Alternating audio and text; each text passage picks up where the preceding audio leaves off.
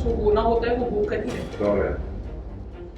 लेकिन झनक ये बार-बार अच्छा है वो मेरे सामने नहीं है, मैं उसे बर्दाश्त नहीं कर सकती। इस वक्त वो आ गई ना मेरे सामने। बाकी बातें सब बाद में। हर्ष बेटा तुम जाओ। भगवान मेरे को कुछ नहीं होने देंगे। परिवार वाले हुए झनक से नाराज।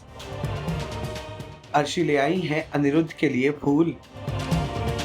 सीरियल झनक का आने वाला एपिसोड बहुत ही ज्यादा ड्रामेटिक होगा। वेल आप देखेंगे कि कैसे अनिरुद्ध के एक्सीडेंट के बाद उनकी सेहत में कोई भी सुधार नहीं आ रहा है।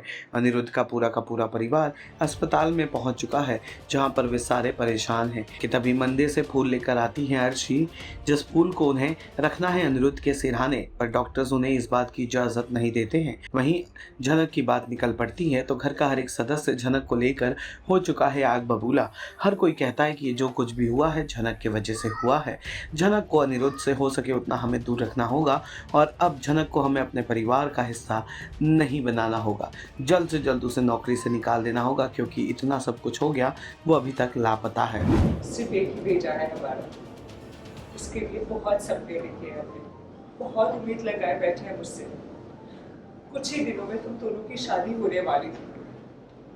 न जाने वो लड़की तुम दोनों की भी कुछ ही दिनों में तुम दोनों की शादी होने वाली थी।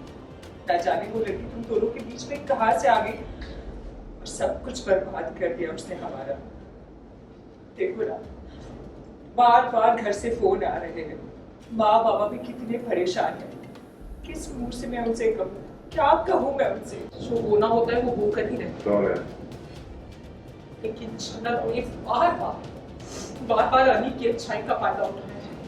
अच्छा है वो मेरे सामने नहीं है, मैं उसे बर्दाश्त नहीं कर सकती। इस वक्त वो आ गई ना मेरे सामने, तो शायद मैं उसे मार डालूं।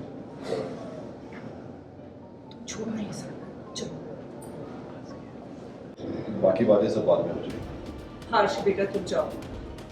भगवान मेरे को कुछ नहीं होने देंगे। तेरा भी ठीक हो जाएगा। और बेटा तुम तो घर की लक्ष्मी हो, तुम्हारे ये करने से अली जरूर ठीक हो जाएगा। विपाशा रात तुम दोनों भी जाओ इसके साथ। जी अच्छा है कि वो यहाँ नहीं है, मैं उसे बर्दाश्त नहीं कर सकती। अगर गलती से भी झनक इस वक्त मेरे सामने आ गई ना, तो शायद मैं उसे जान से मार डालूं।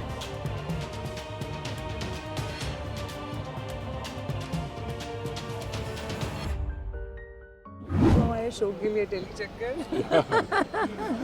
अच्छा, घर में काफ़ी टेंशन बना हुआ है अनिरुद्ध के स्वास्थ्य को लेकर के, तो अभी उसका क्या हाल है और अर्शी के हाथ में कुछ स्पेशल चीज़ है उसके लिए, उसके बारे में भी जानना चाहेंगे क्या है वो? जी एक्चुअली डॉक्टर ने तो कह दिया है कि अभी कोई चमत्कार ही होगा जिससे आपका बेटा बच पाएगा।